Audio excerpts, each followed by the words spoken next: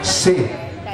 Bene, adesso vi presentiamo un'altra danza, si chiama lo Stincus, è una danza tipica della città di Potosí, una danza che rappresenta un momento di incontro tra i campesinos boliviani, una danza che aveva anche un rituale affinché nell'anno si avesse un buon raccolto.